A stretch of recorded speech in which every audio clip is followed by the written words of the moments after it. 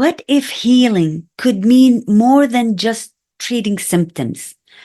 What if you were seen not merely as a patient, but as a sacred being deserving of love and connection? This profound vision was at the heart of Dr. Gladys McGarey's philosophy of living medicine. For 103 remarkable years, she lived this truth, emphasizing that everyone deserves to be recognized as more than a diagnosis. Each person embodies the essence of love, care, and connection. I was truly privileged to have Dr. Gladys on my podcast, where she shared her profound insights and her wisdom and vision of a village of living medicine, a transformative space where healthcare intertwines with beauty, art, and nature, nurturing both body and spirit. This pioneering vision invites us to reconsider how we approach healing, emphasizing that love and compassion are our greatest healers. In a world that often feels disconnected and overwhelming, her approach could be the answer we need to foster for true well-being. As I honor her legacy, I encourage you to listen to her episode and let her message seep in and prompt you to seek deeper connections, both with yourself and those around you. Together, we can embody her philosophy of a world where healing is rooted in love and respect for every sacred being. If you feel moved by her story, consider exploring how you can support the Foundation for Living Medicine in bringing her vision to life. Let's honor Dr. Gladys's legacy by embracing her mantra, be glad, and spreading the empowering philosophy of living medicine in our communities. I'll see you in the podcast.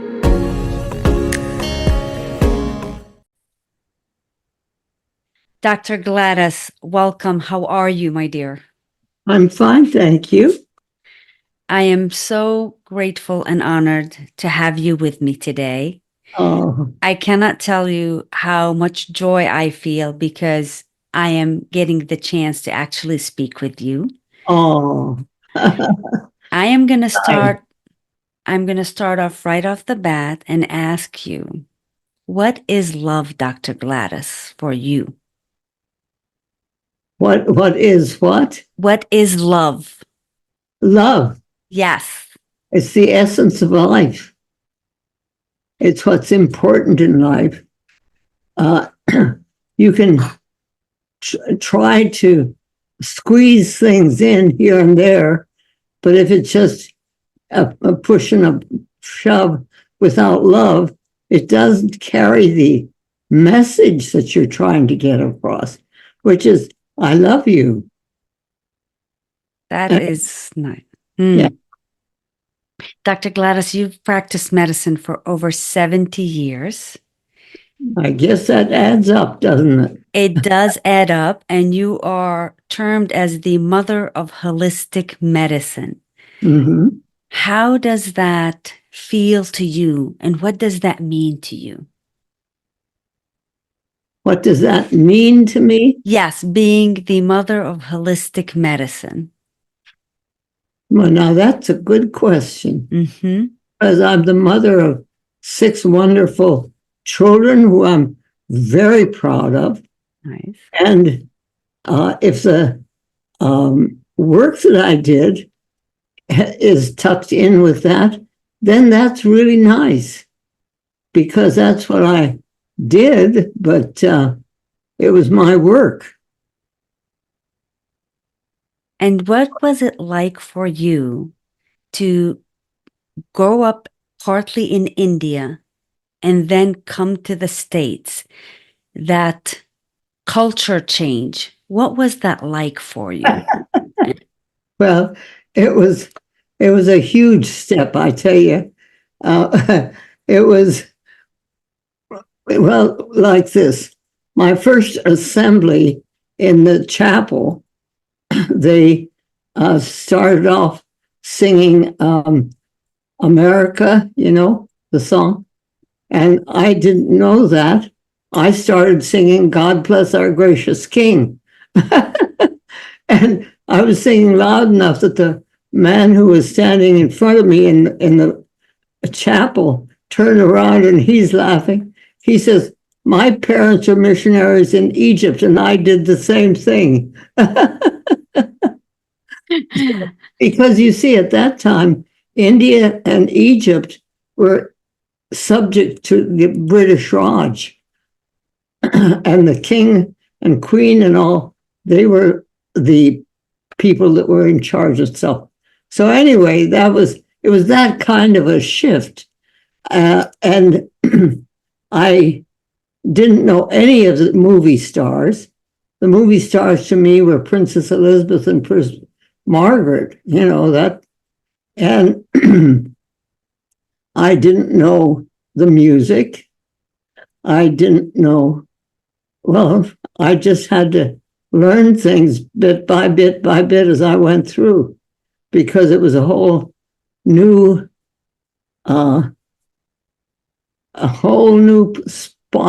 area of learning that I had to take on, not just the academic stuff, but how the other, and then my job at the dormitory was to be in charge of the getting the. See, we had to work for part of our tuition.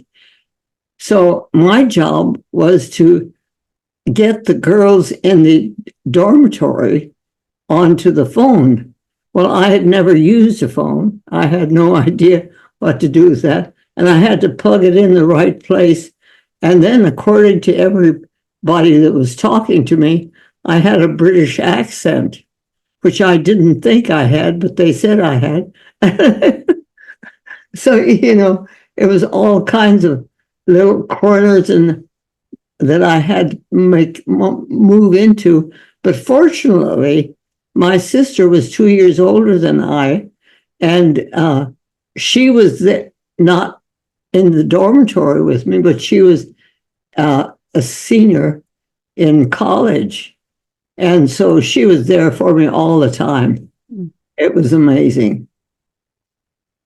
Is that because your parents were missionaries, doctors in India, is that what prompted you to practice medicine and follow the medicine path? I'm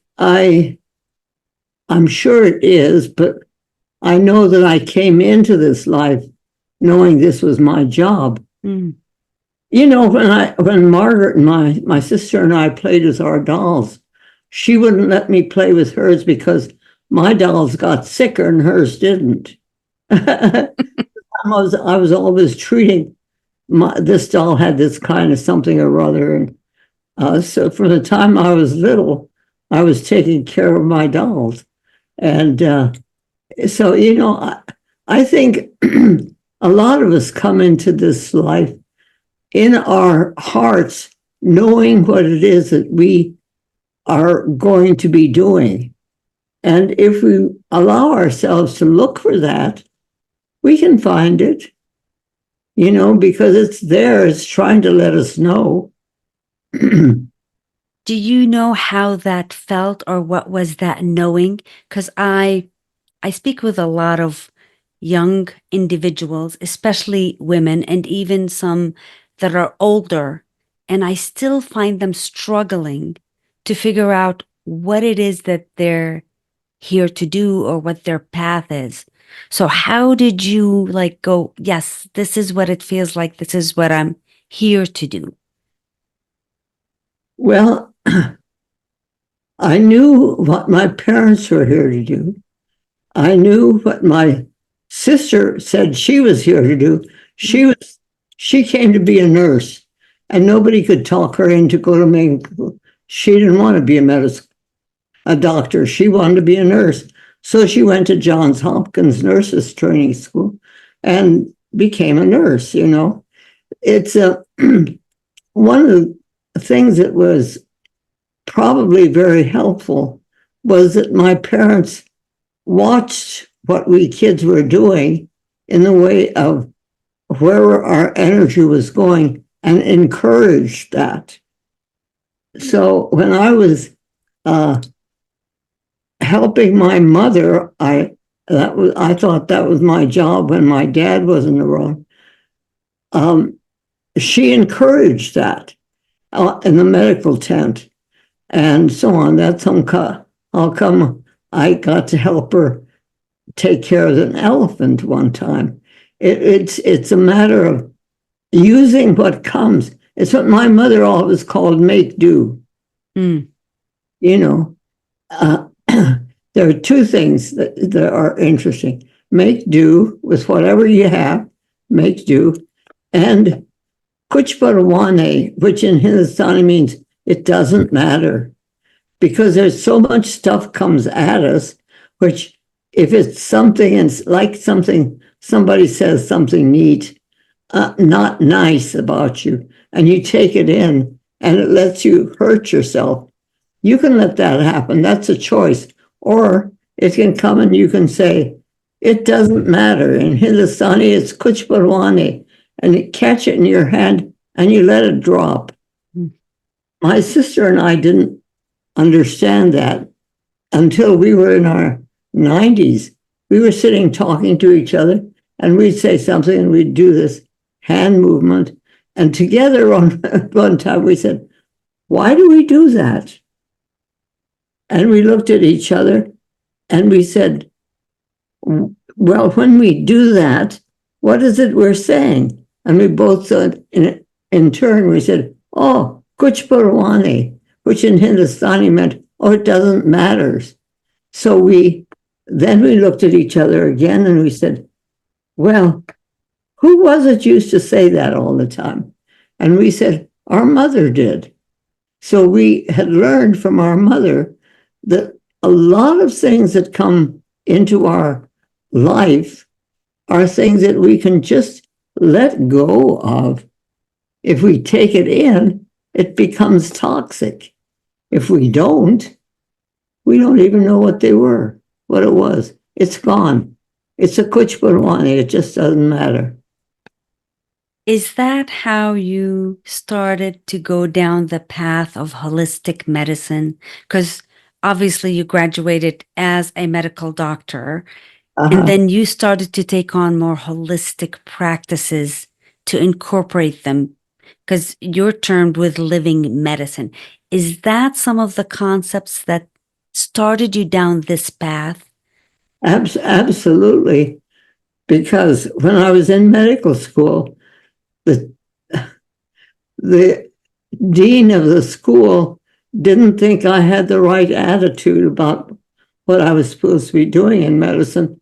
And she sent me to the psychiatrist 3 different times. And the psychiatrist sent me back and told the dean I was okay. But I was questioning. I had questions for the teachers, and I had questions that didn't make any sense to the teachers. I guess because I guess that's where it was coming from, that I had this strange take on what medicine was all about. So what is living medicine for people to really comprehend? It's a focus on what we as individuals can do about keeping ourselves healthy, about loving ourselves enough to understand that, what a great life. And look what we're getting to do. And look who we are.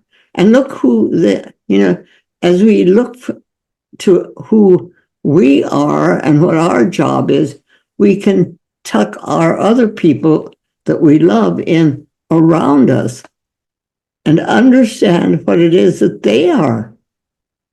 Because they're just as important as we are, but they're important to themselves and to the people that are their community.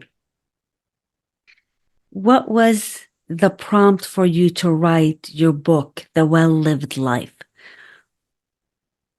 For years, I had written books about medicine. The first book I wrote was about birthing, but different aspects of medicine as I, as a family doctor, was practicing it. But I didn't have, there was more to it than I could put into the actual practice of medicine.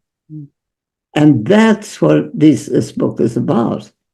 It's how the actual energy that we use to practice holistic medicine. It's that inner reaching. It's sort of like my soul reaches towards thy soul. It's that reaching.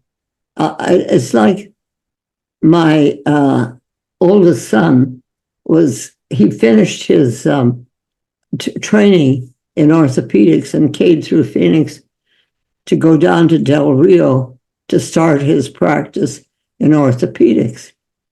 And he said to me as he came to Phoenix, "Mom, I'm real scared." He said, "I'm going to go into the world. I'm going to have people's lives in my hands."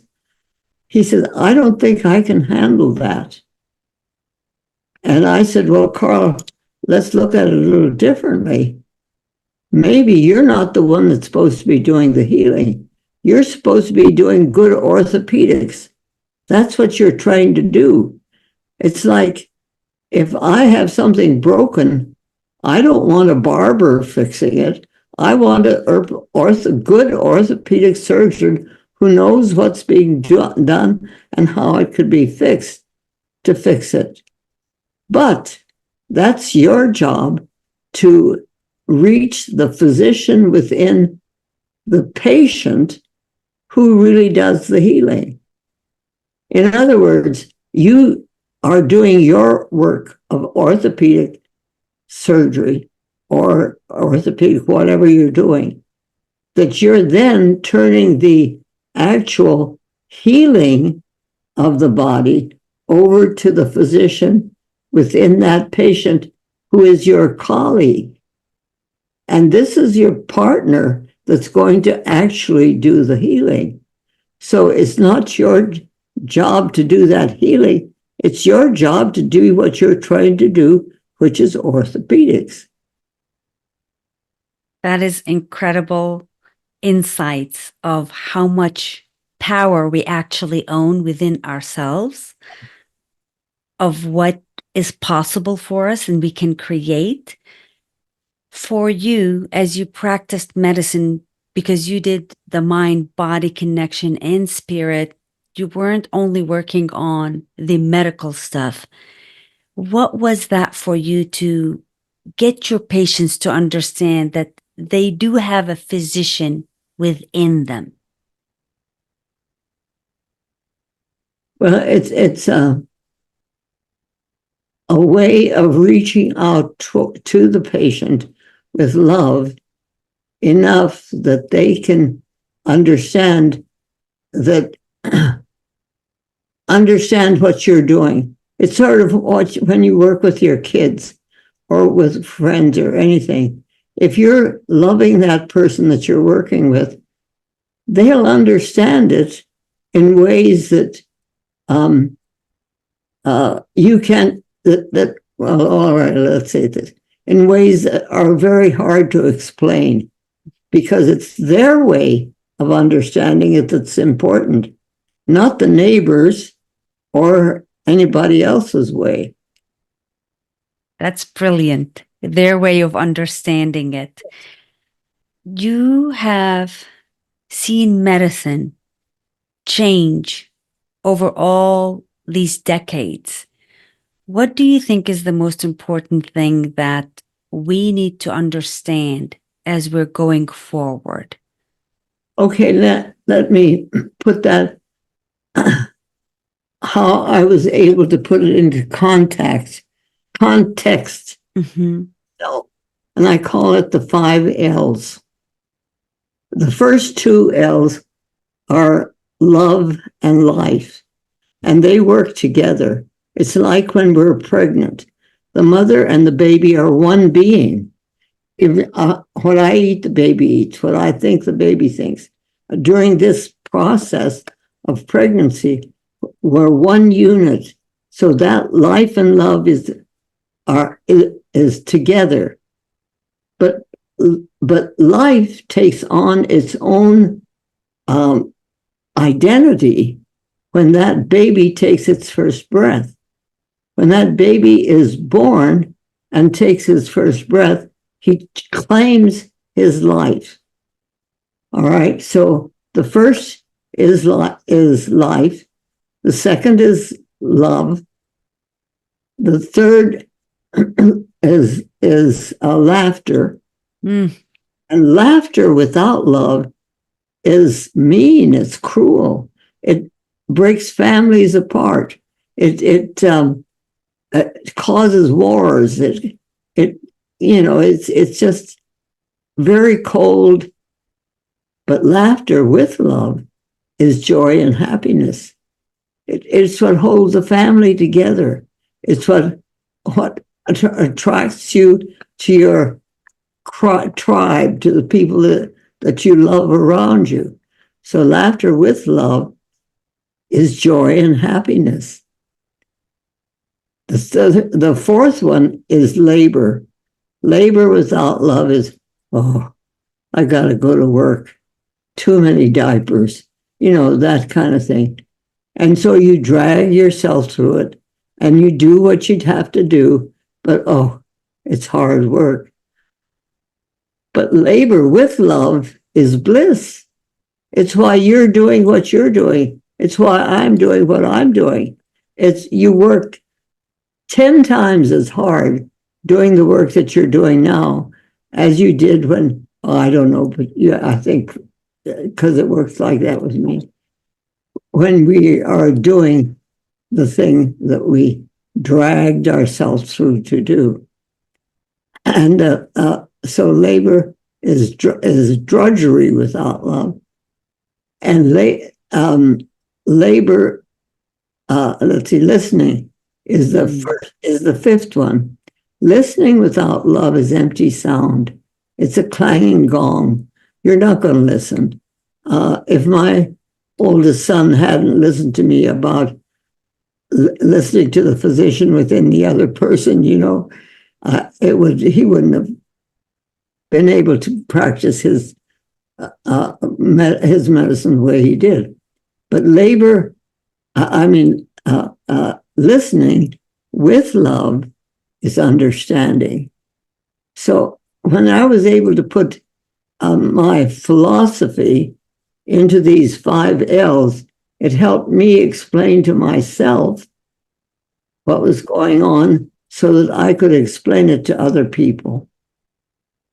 That is very, very impressive to put all these categories together so that people understand that it's all connected. It's not one or the other. Go ahead. It's an individual thing. It's something that only we can understand about how we're understanding it. That kind of thing. Yes. Yeah. Sorry. No. Thank you. Speak as much as you like. I'm here to hear you, not me.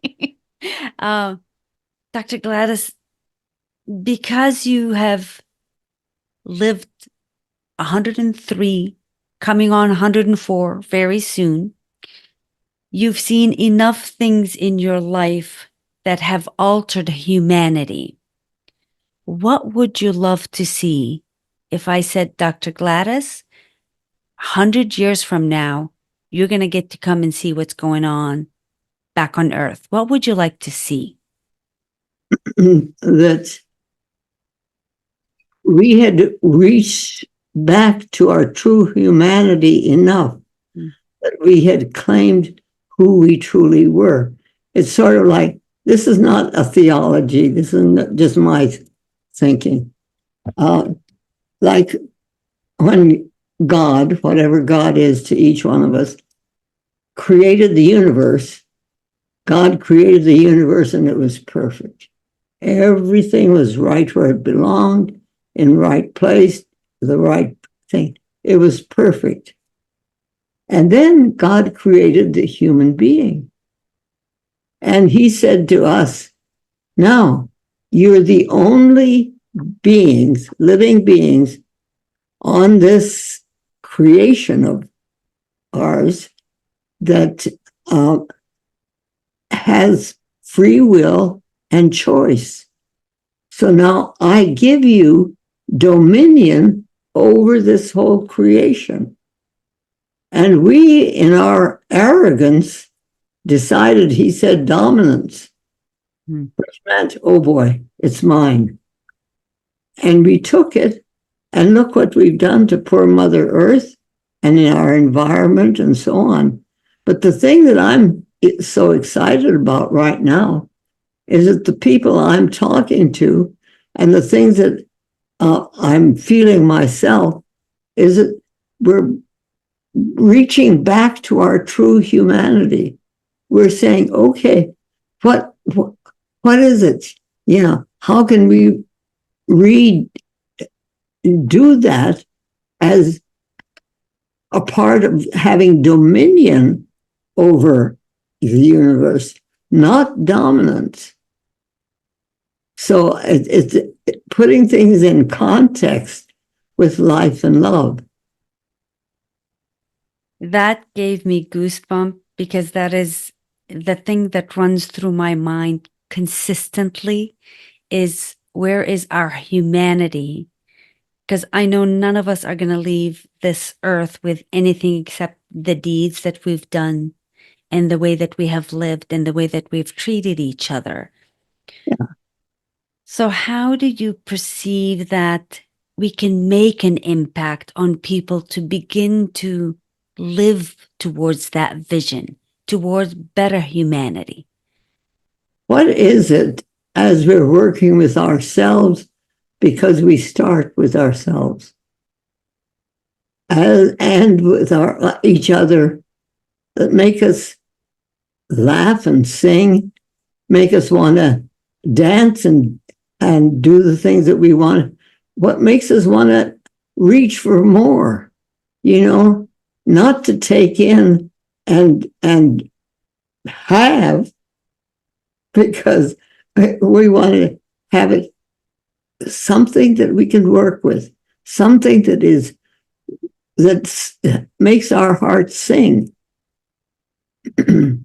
So what keeps you going to do these podcasts and to get on with people that ask you lots of questions?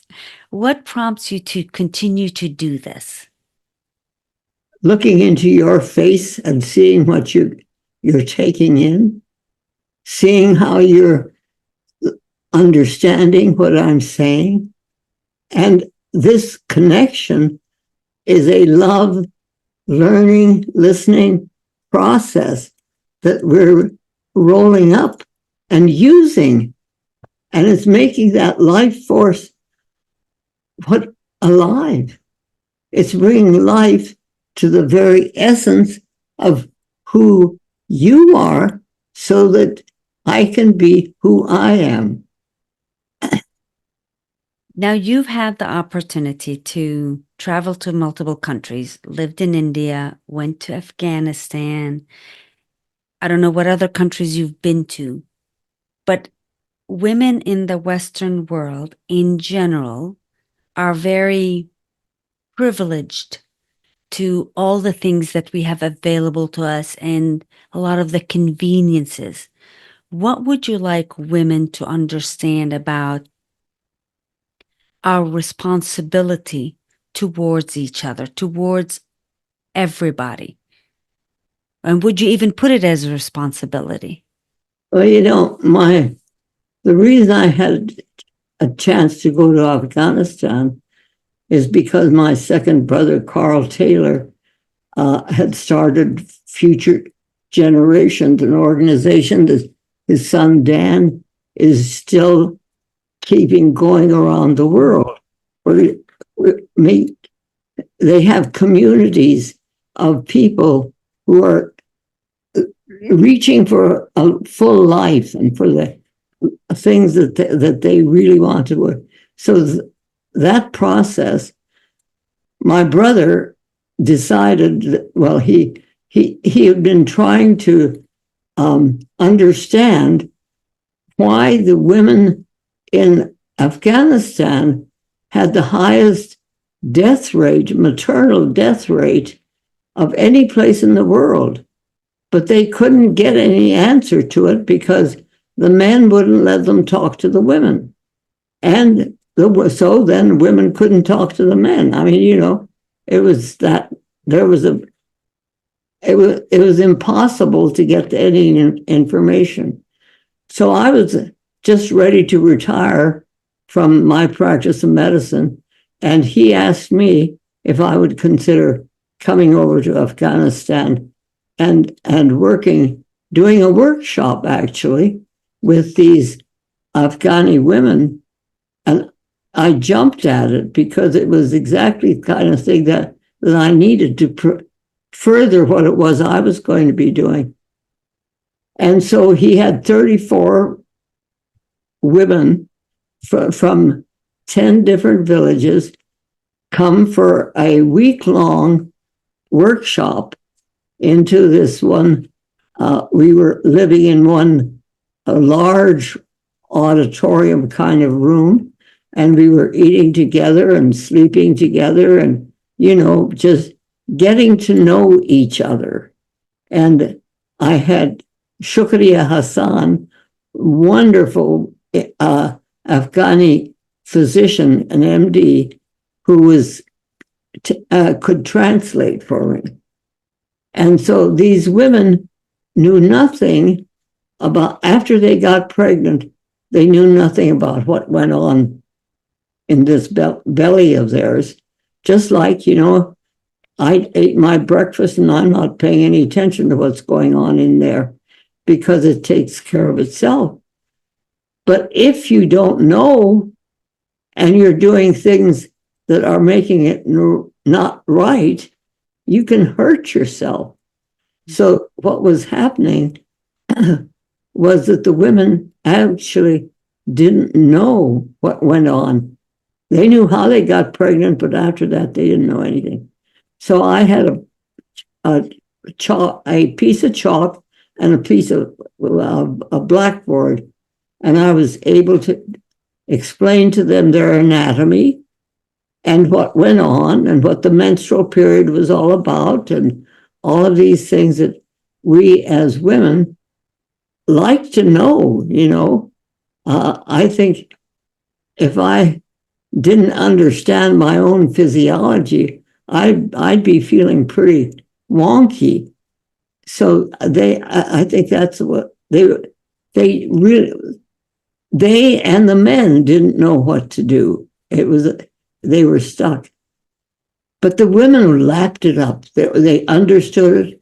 They knew what it was. And so that one woman said, "How many sperm?" And I said, "Millions." And the egg gets to choose which sperm it wants. Whoa, these women were so happy. The first day of their lives, they knew they had choice. So anyway, it was that kind of a joyful time that we spent together. And they took the information back home with them so that within a period of just a few months, it began changing. The death rate began changing because what they had done in their actual ignorance, not that they were stupid, they just didn't know any better. When they got pregnant, a pregnant woman wasn't allowed to eat things that had calcium in them, like yogurt, eggs, and carrots and that kind of thing. So by the time they were in labor, when they were talking about being labored, most all of them would be talking about being labor, and they clutch their fist, which is post lack of calcium tetany. So if your muscles are going like this, what do you think the muscles in your abdomen are doing? I mean, they're doing the same thing. They're not cooperating and allowing you to push the baby out. They're tightening up just like the body, the rest of the body. So when we were able to explain that to them, and they understood that the way they were doing it, which was when they, first of all, they had, their diet was poor during the whole pregnancy. But when they were in labor, they weren't given anything to eat or drink. So you got a starved and hungry woman trying to push out this baby, which she can't really do very well. So somebody from the outside has to push it out. So you'd end up with a inverted uterus with, well, all kinds of pelvic problems. And so it was, they understood what it was doing. And within 3 to 6 months, the statistics were changing after they went home. Because, women, you teach women something, they're going to teach. I don't know whether they know it or not, but we have to do it. Whether we teach our kids or the neighbors or somebody else, if we've learned something new, oh boy, we have to teach that. It's in us to do it that way. And you did this at the age of 86, right? Yeah. I'm wondering, what do you believe, or do you even think of, what responsibilities do we have as women towards each other? Because we are the nurturers. We are the people that educate. We learn something, we want to turn around and teach it. What do you think is our responsibility? And maybe that's a heavy word for some people. It's not. It's essential, because whether we know it or not, that's why we have children. We're supposed to teach our children, but our mothers taught us, and their mothers taught them. And, I think we're born teachers. We may not have a certificate as a teacher or, a diploma or anything, but our inner nature is to teach each other. And if you get a good recipe, you want to share it with somebody. I don't do that much cooking, but around now. But if you get something that you really appreciate, you want to share it with others. It's that inner need to keep life going.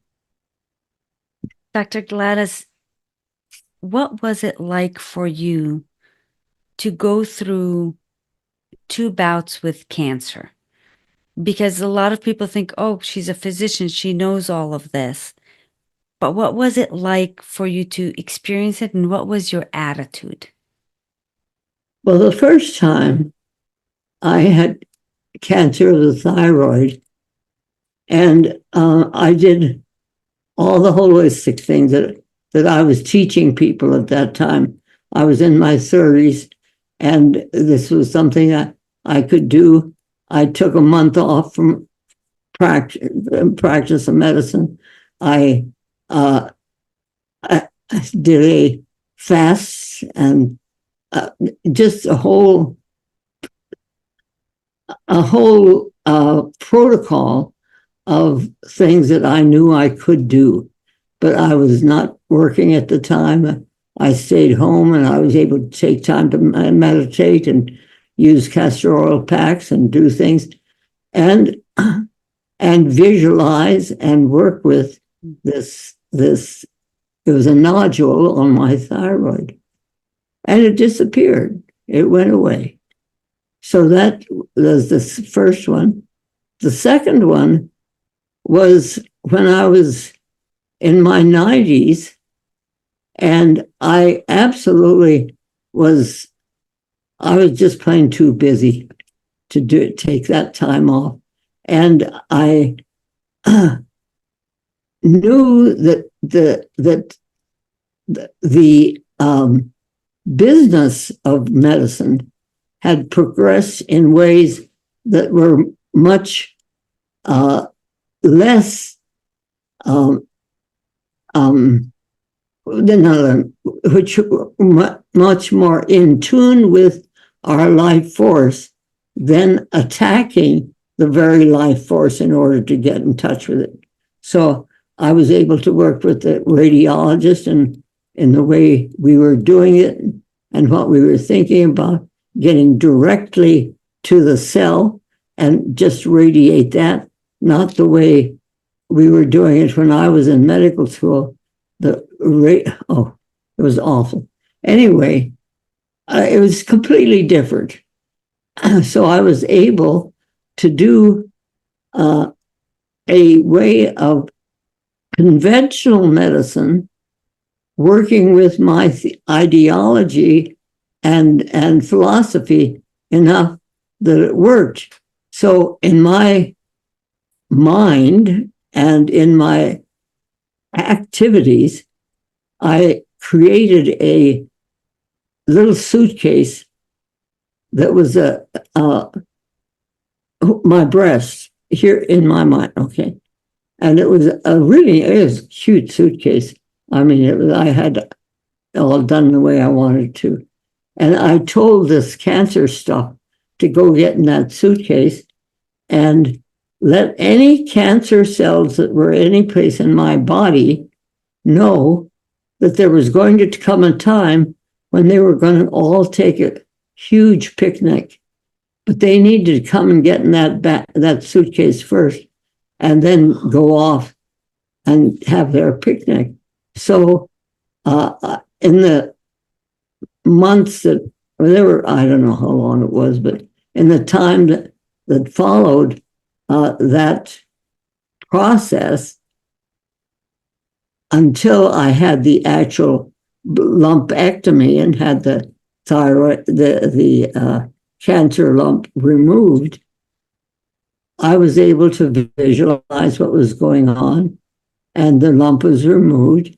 And that day, I let these cells in my body know this was picnic time, and they were to go off in this picnic, and in the suitcase was, so we had ourselves a picnic. It made it a workable way in which my mind worked. And now, maybe nobody else's mind works like that. And it doesn't need to, but if it works for you in the way that you could create something that would be kind of fun and interesting and living, then let's do it. So would that be your suggestion to women, men, everybody, when they're going through something that is challenging to them? They feel that it's challenging, whether it's health or something else. Would you say to them to pay attention to their mind? What is it that you'd say to them? Well, it depends, because it depends on how creative or how receptive they are. So, you make contact with what they're working with, and then work together to create something that works for you. I have to tell you, it doesn't, it's a life process. I had this one patient for several years. who used to come in, I don't know. She was having shoulder pain in her right shoulder. And we'd sit down and we'd talk about what she could do to ease the shoulder pain. I gave her stuff to think about, you know. And it went on for several months. And then one time she's back in, same problem, no help at all. And when she's ready to leave, she turns around and picks up her purse, which was over the back of the chair. And it was a heavy purse. And she put it on her shoulder. And the two of us looked at each other and sat down and bent over laughing. I mean, we'd spent all of this time looking for something there that was causing this. And here it was. Every time she picked up her purse, she was injuring that shoulder. So sometimes it's that kind of a obvious thing that is so obvious you don't see it. You know, when you're so used to doing something, you don't see how you're doing it. You just do it. And yet, if that's what's causing the problem, well, do something about that purse. What was your perspective on medicine when you first started compared to what it is today? Well, it was in the middle of World War II started when I started medical school. Okay. So we were, and penicillin was invented at that time. Mm. So when you ask me that question, it involves all kinds of new energy and concepts about what healing is about, huge waves of information and understanding about what healing is all about. And it's continued, you know. We know so much more about what's going on when we're working with a patient who is in the process of healing. It's so different. I can't even, well, it's hard for me to answer your question because we just used what we had at hand. It's like my parents out in the jungles of North India. They didn't have anything but quinine for malaria, mostly. That was the main medicine. But they had healings happen. They pulled teeth when they needed to pull teeth, and they did little, you know, local surgery. And my mother helped an elephant, and you know, it just depended on who was there and what was needed, and the people responded. What is the 10-year plan that you have a vision for? Elaborate on that one. For a living, what is the 10-year plan that you have for a living, for people to live better? Living medicine. Oh, what is it, John? Oh, walk. Let's ask. Oh, good. And I'll come up with it. Don't worry. It's working towards health. It's I'll come up with it. Don't worry about it. Let's go to something.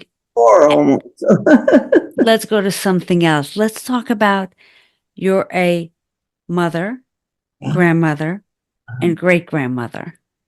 What's it like for you to be able to see several generations and to see how life is moving at such a fast pace? It's a joy of my life. It really is. It's like Ian, my son John's here. He has a grandson named Ian, Okay. And Ian and his little Sunday school partners, there was a little girl and a little boy and Ian, and they were standing around a dish that they were putting their nickels and dimes in because they were going to, their Sunday school class was going to send this to some place where the people didn't have enough money to have a well. So this was going to help them get a well.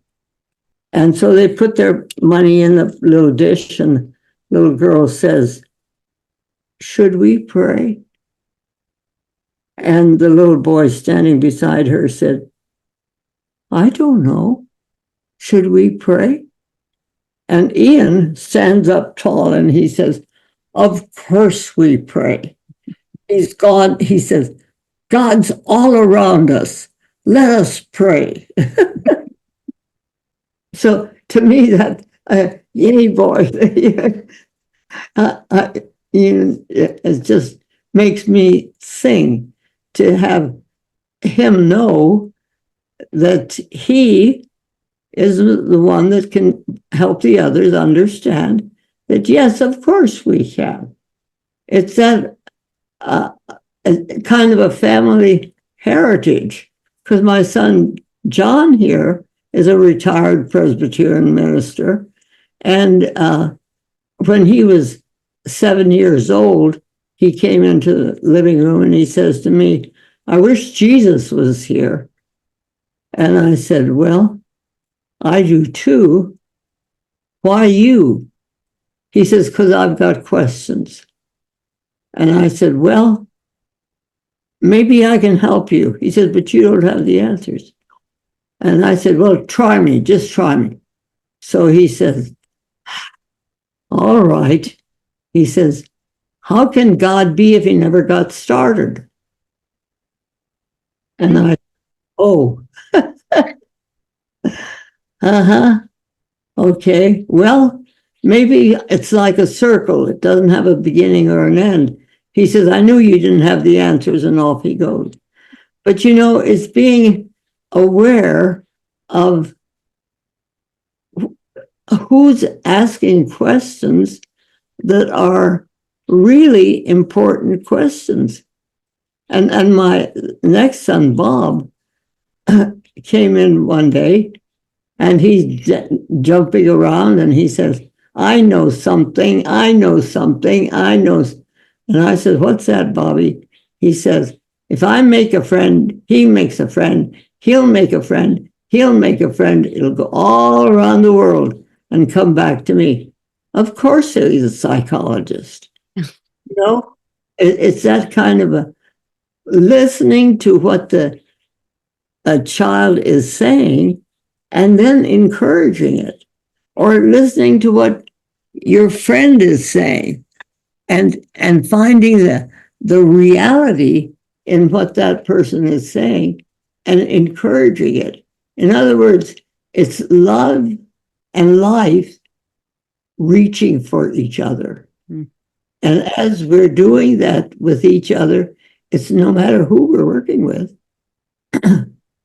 it's important.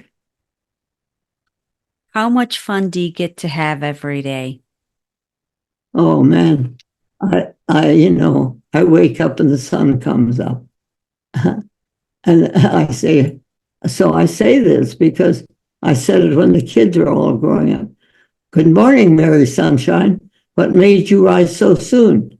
You scared the little stars away and shined away the moon." So that's what I wake up with, and it's, yeah, oh wow, what are we going to do today? How many of your kids and grandkids come to you for counsel or for questions? They all do in their own way. Mm. They have their ways. I had one of my great grandkids. She was 5 years old, and she just walking around my living room here, and she walked up behind me. I didn't know she was behind me, but all of a sudden I felt little fingers up the back of my neck, just feeling my neck. Now, she didn't ask me, can I touch your neck? She just did it. And for me, it was such a joy. And I still glory in that fact that that Eugenia came in and just snug her fingers up. And she didn't need to ask. That's beautiful. How do you keep yourself so sharp? Because in our world, there's so much talk about dementia and mental health and all these things that make it feel like the world is heavy. How do you keep yourself light and sharp? I don't want to go into the dark side any more than I have to. I'm looking for the light. And when I'm looking for the light, there are other people looking for the light. When I'm looking for my true humanity, I find that we're all looking for our true humanity when we start asking these questions, because they are personal questions that we have that have personal answers. And so we that's what we're looking for. There's enough 𝙁𝙀𝙎, it doesn't matter, going on in the world. And, we can get tucked. We actually, let me tell you this, because we all get tripped up sometimes. I had just had my 99th birthday, and I stopped at the grocery store to get my groceries. And I was putting them in, going to take them from the cart into my car. And an elderly gentleman came up to me and he says, "Oh, may I help you?" And I said, No, I can do this. And he puffs himself up and he says to me, "Well, I'm 86 years old." Well, somehow that pushed a button in me, and I puffed myself up and I said, "And I'm 99. And I strutted off and got into the car and sat down, and I started laughing. But I couldn't stop laughing because first of all, I was just talking to myself and saying, "You better get out of this car and go into that grocery store and tell him you're sorry." For he was just a nice old guy that wanted to do something. And how dare you be a nasty old lady? And then I got to thinking, this is a cartoon scene. This is something that is really funny.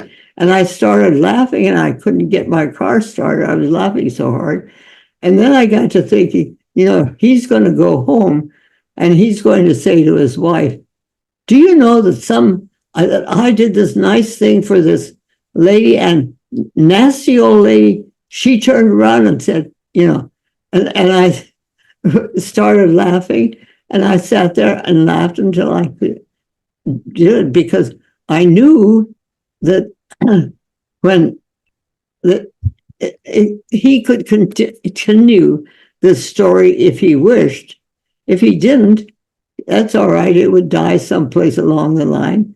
And it was one of those things where I really could perpetuate it by making more of it than it needed to be. It was a big lesson for me, but so it took me a long time to stop laughing enough to get my car started.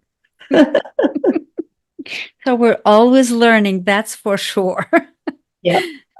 Are you still riding your red tricycle? No, I was riding that tricycle, I think 6 months ago, and I hit a bump, and my bicycle bumped me off, and I landed, broke 3 ribs, but they're all healed now. And my kids say I can't ride the bicycle. They were forbidden. So I walked past it and I apologized. and go on into the house. I have two more things for you. If I put you in front of a group that is in their early 20s, what would you love to say to them? Find your juice, what it is that makes you happy, what it is that makes you sing. It doesn't need to be anything that anybody else finds joyous. It's like, well, let's see, let me think. Okay, if I wanted to just capture something that would make me laugh right now, I would sing Nach Balu Nach, Paisa Milega, Ekne Done, Part Milega. And that's a song that I used to sing with my kids. And it's Dance Bear, because the dancing bears used to come around and Dance Bear Dance. If you dance well, you'll get money. If you don't, you'll get a putt-putt. You'll smack. And, you know, it's just fun things like that sometimes just make you giggle. And that's worth getting a good giggle over. Dr. Gladys, is there anything that you'd like to say that I didn't ask you? Well, I wrote a book. Yes, The Well-Lived Life. Yeah. An incredible book. I've read, I have it on my computer, and I've been reading it, and I go back to lots of pages to really absorb them. I've really enjoyed the stories about the patients and the idea of love and the juice of life. I had written all those books about medicine, but I couldn't put the juice into it. I was able to do that with this book. It's the heart of healing is love and life. And if we can understand that really is what it's about, it makes life so wonderful. You know, at one point, my husband said to me, "Will you stop saying that word?" And I said, "What?" He says, "Wonderful. You say it all the time." And I said, "Well, it is wonderful." He said, "No, people think you're a Pollyanna. Stop saying wonderful." So I tried for a week to stop saying wonderful. I finally said to him, "I can't do it. I think life is wonderful, and I can't stop saying it. So let me say it, and I'm going to say it." So, you know, it's a matter of claiming what it is that you want to address in your life. What it is. Yeah, what it is. Dr. Gladys, thank you so much. Oh, yes, it's aging into health. Mm. That's the sentence I was looking for. What does that mean to you, aging into health? Well, I am legally blind, and I have hearing aids, but my eyesight might be gone, but my insight is better. Mm. So if we're losing one aspect of what has been useful during the lifetime, look for how else you can explain it and how else you can use that energy. It's a matter of, it's your energy. It's what you've used all along. Now, how are you going to use it? Beautiful way to end this. Thank you so much. Truly, truly appreciate you doing this and all the wisdom you're sharing. And to our listeners, thank you. Please get this book and read what it means to live a well-lived life. And please remember, your attitude always determines your altitude in life. Dr. Gladys, thank you, and I love you. Thank you. I love you. Thank you. I receive that.